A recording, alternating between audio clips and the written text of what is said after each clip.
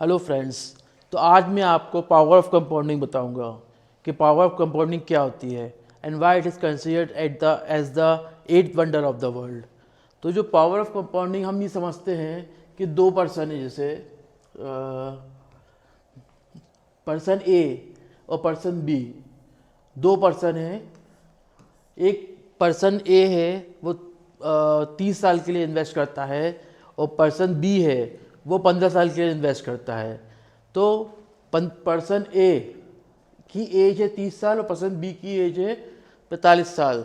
दोनों ही पर्सन 30 साल के बाद अपना अमाउंट जो मैच्योरिटी के बाद विड्रॉ करना चाहते हैं, तो दोनों में से किसको ज़्यादा प्रॉफिट मिलेगा। तो पर्सन ए 30 साल का है और पर्सन बी 45 साल का है। अच्छा, पर्सन ए ने 10,000 रुपये मंथली SIP स्टार्ट की 30 साल तक के लिए है, तो 30 साल के लिए 10,000 रुपये पर मंथ की उसने SIP स्टार्ट की, जो कि होता है 36 लाख रुपये। और पर्सन बी ने 40 जिसकी एज थी 45 ईयर्स, उसने 20,000 की SIP स्टार्ट की 15 साल के लिए है, तो उसका टोटल जो इन्वेस्टमेंट अमाउंट होता है 15 साल के बाद वो होता है 36 लाख रुपए। इसके बाद हम देखते हैं कि दोनों को जो रिटर्न मिला वो करीब करीब बराबर रिटर्न मिला, 15% 15%। तो जो इंटरेस्ट अर्न किया पर्सन ए ने वो है 6.6 करोड़ और जो पर्सन बी ने इंटरेस्ट अर्न किया वो है 99 लैक्स। मैच्योरिटी के बाद जो पर्सन ए को मिला वो मिला 7 करोड़ और पर्सन बी को मिला 1.4 करोड़। तो आपने देखा कि पावर ऑफ कंपाउंडिंग कैसे वर्क करती है।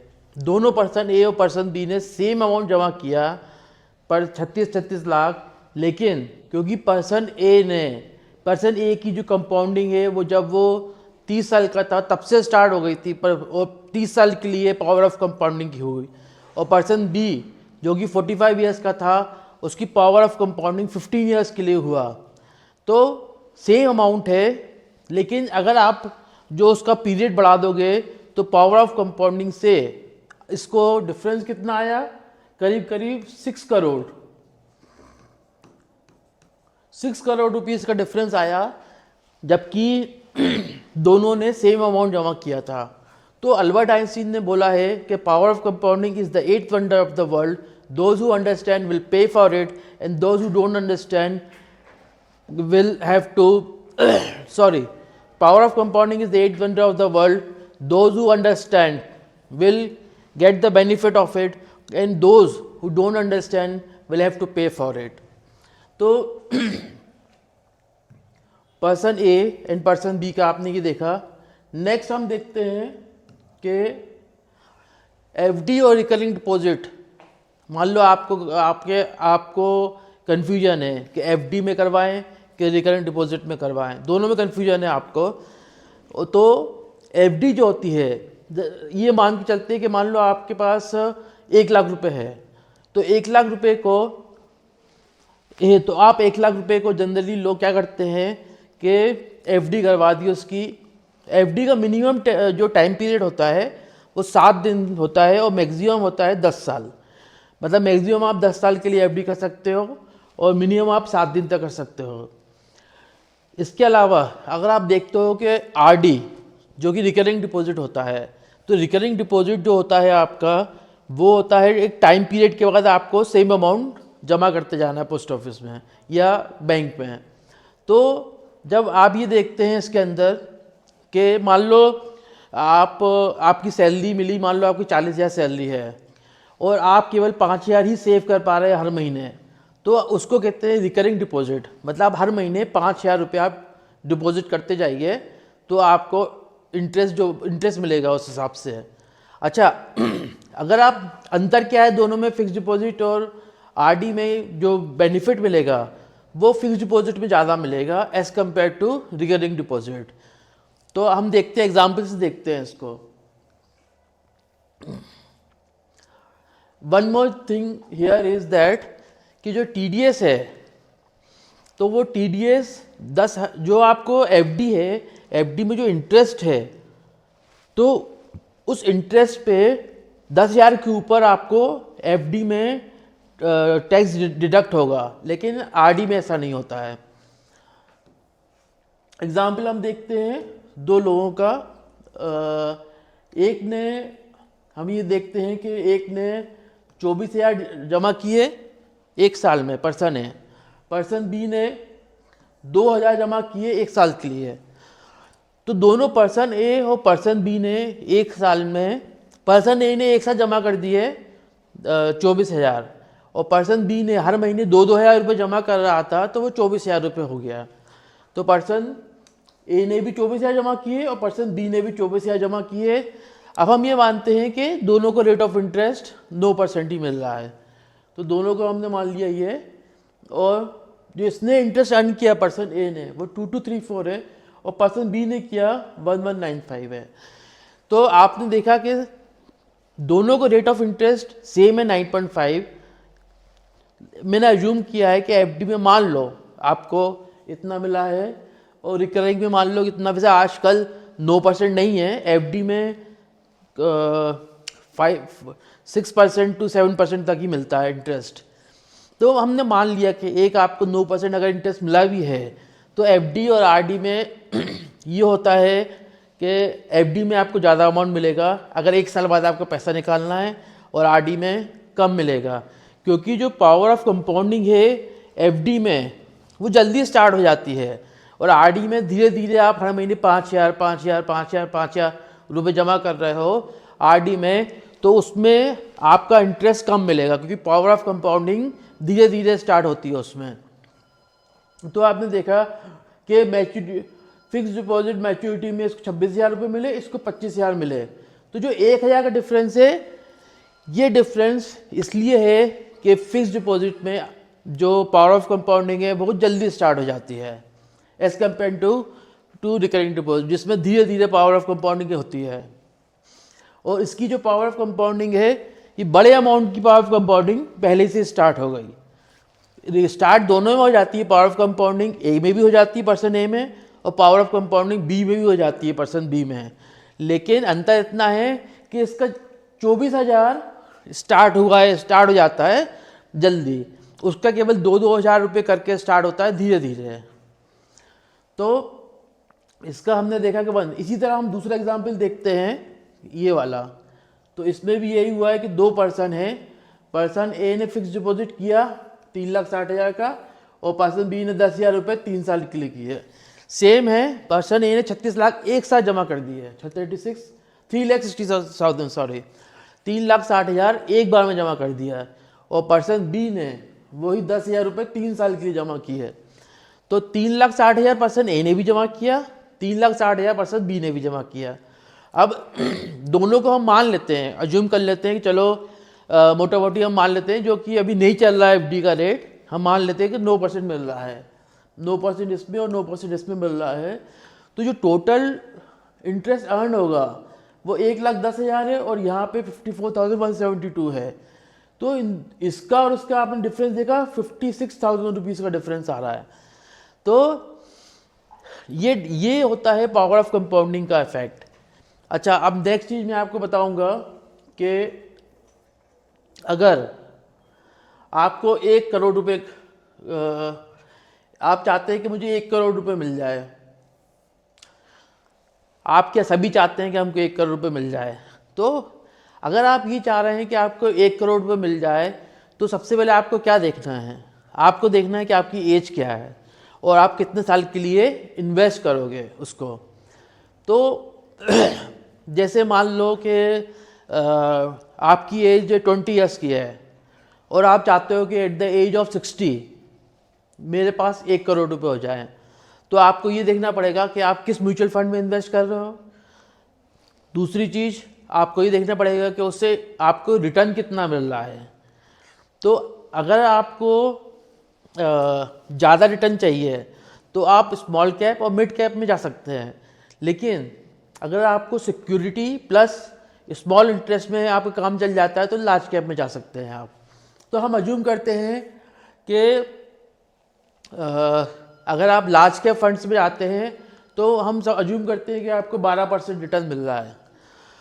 अगर आप मिड कैप में जाते हो तो हम अज्यूम करते हैं कि आपको 15% मिल रहा है, और अगर आप स्मॉल कैप में जाते हो तो हम अज्यूम करते हैं कि आपको 18% मिल रहा है। लेकिन आपको जनरली स्मॉल कैप से मतलब आपको 60 से 70% रिटर्न भी किसी किसी में मिला है। तो स्मॉल कैप में क्योंकि रिस्क ज़्यादा होता है लेकिन रिटर्न भी ज़्यादा होता है, और लार्ज कैप में आपका रिटर्न कम होता है लेकिन कम रिस्की होता है वो। तो अब हम ये देखते हैं कि अब आपको मान लो कम रिस्क लेके 40 साल में 1 करोड़ रुपए चाहिए। मैं फिर बोलता हूँ, आपको कम रिस्क लेके 40 साल में 1 करोड़ रुपए चाहिए, तो वो कैसे मिलेगा आपको मान लो कम रिस्क लेके आपने 12% आपको मिला। मान लो आपने इन्वेस्ट किया लार्ज कैप फंड में क्योंकि आपको रिस्क नहीं चाहिए था, तो 12% किया। अब आपको 40 साल में चाहिए तो आपको केवल 850 रुपये ही जमा करने पड़ेंगे पर मंथ। SIP जो होगी आपकी पर मंथ 850 रुपये जमा करेंगे 40 साल तक के लिए। ऐसे म्यूचुअल फंड में जो कि लार्ज कैप रहेगा, जिसकी जो रिटर्न है वो 12% के आसपास मिलेगा, और जो कि जिसमें मतलब रिस्क कम होगा उसमें। तो अगर आपको अब मान लेते हैं यहाँ 20 साल के बजाय आपकी एज है मान लो 30 साल की, और आपको 30 साल में 1 करोड़ रुपये बनाना है। आपकी एज कितनी है? 30 साल की, और 30 साल में आपको 1 करोड़ बनाना है, और आप कम रिस्की फंड में जाते हैं 12% के हिसाब से, तो आपके 2,861 रुपये पर मंथ ही लगेगा आपको। अब मान लेते हैं कि आपकी एज 20 साल है और आप चाहते हो कि मैं थोड़ा सा जोखिम लेके स्मॉल कैप या मीडियम कैप फंड में लगा दूं पैसा, और लॉन्ग टर्म के हिसाब से। तो मान लो आपने 18 जोखिम लेके 18% के हिसाब से लगा दिया, तो आपको 40 साल में आपकी एज क्या है? 20 साल की मान लेते हैं, और आपने जोखिम लेके small cap mid cap fund में लगा दिया है जिसमें आपको 18% इंटरेस्ट मिल रहा है, तो आपको केवल महीने का 118 रुपये ही जमा करने पड़ेंगे 40 साल तक। और 40 साल के बाद 118 रुपये पर मंथ जब आप SIP करते हो म्यूचुअल फंड में, स्मॉल कैप या मिड कैप म्यूचुअल फंड में, तो आपको 1 करोड़ रुपये 40 साल बाद मिल जाएगा। तो 118 रुपये कुछ नहीं होते, 118 रुपये यहाँ पे। तो अगर मान लो आपकी, इसका उल्टा हम देखते हैं कि अगर मान लो आपकी एज है 50 साल की, और आपको 60 साल में आपको 1 करोड़ रुपये चाहिए। आपकी एज 50 साल, 10 साल ही चाहिए, मतलब आपके पास केवल 10 साल ही बचा है और 60 साल में आपको 1 करोड़ रुपये चाहिए। तो यहाँ पे आप 10 साल में आप देखोगे कि आपको, अच्छा इसमें भी आपके पास आपको 10 साल में कम जोखिम लेके 1 करोड़ चाहिए, कम जोखिम लेके, जो कि लार्ज कैप में अपन इन्वेस्ट करके, तो आपको 43,470 रुपीज़ इन्वेस्ट करने पड़ेंगे पर मंथ 10 साल के लिए। लेकिन अगर आप सोचते हो कि यार थोड़ा सा और हम रिस्क ले लेते हैं, मिड कैप या स्मॉल कैप में इन्वेस्ट कर देते हैं, और 10 साल ही है आपके पास, तो मिड कैप में अगर आप ऐसे करते हो तो आपको 36,334 रुपीज़ का आपको SIP करना पड़ेगा 10 साल के लिए। और अगर आप और थोड़ा रिस्क ले सकते हो, 18% तक का रिस्क ले सकते, स्मॉल कैप में रिस्क ले सकते हो, और आपको 18% का अगर मिलता है तो आपको केवल 30,185 रुपीज़ पर मंथ, 30,000 रुपये पर मंथ 10 साल तक के लिए अगर आप करोगे तो आपको 60 साल की एज में 1 करोड़ रुपये मिल जाएगा।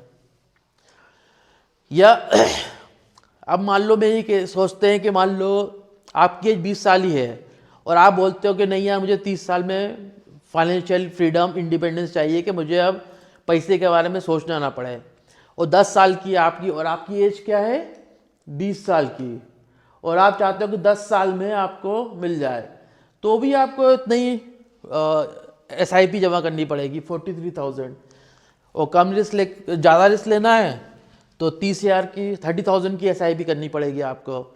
तो आपकी ये जो मतलब 20 साल है, 30 साल है, 10 साल में ही आप चाहते हो कि फाइनेंशियल फ्रीडम हो, तो मोटा मोटी 30,000 रुपये आपको हर महीने SIP में जमा करके 10 साल बाद आपको जो मिलेगा, रिटर्न मिलेगा, वो 1 करोड़ रुपये मिलेगा इसमें। और दूसरा अगर हम ये देखते हैं कि अच्छा, इसमें जो रिटर्न है जो मैंने बताया, वो रिटर्न से आप 12% से ज़्यादा भी मिलता है लार्ज कैप फंड में, लेकिन हमने एवरेज कम से कम लगाया है कि 12% मिल सकता है इसमें। और लॉन्ग टर्म में ज़्यादा चांसेस होते हैं कि रिटर्न ज़्यादा ही मिलता है। तो ये जो होती है वो पावर ऑफ कंपाउंडिंग होती है। अगर ये देखें आप, तो पावर ऑफ कंपाउंडिंग से आप इवन आपके पास कितना भी रुपए, आप 100 रुपये भी बचाओ, अगर आप मान लो 10,000 रुपये भी महीने का कमा रहे हो, आप 100 रुपये भी बचा के 40 साल तक में आपको 1 करोड़ रुपये मिल रहा है, जो कि आप म्यूचुअल फंड में इन्वेस्ट करो, जो कि लेस रिस्की है। लार्ज कैप फंड में इन्वेस्ट करो आप। लार्ज कैप फंड्स वो होते हैं जो इंडिया के टॉप 100 कंपनीज में म्यूचुअल फंड मैनेजर आपका पैसा लगाता है। और मिड कैप फंड वो होते हैं जिसमें 101 से 250 तक के लिए मिड कैप कंपनी से पैसा लगाता है। और स्मॉल कैप वो होता है जो 251 से जितनी भी कंपनी है वो सब स्मॉल कैप में आ जाती हैं। तो मैं आपको एक एग्जांपल और देता हूँ इसमें कि मैंने इसमें ओके, मैं यही दे देता हूँ कि मैंने RD रिकरिंग डिपॉजिट स्टार्ट किया था पोस्ट ऑफिस में मात्र 5,000 रुपये से। तो 5,000 रुपये से मैंने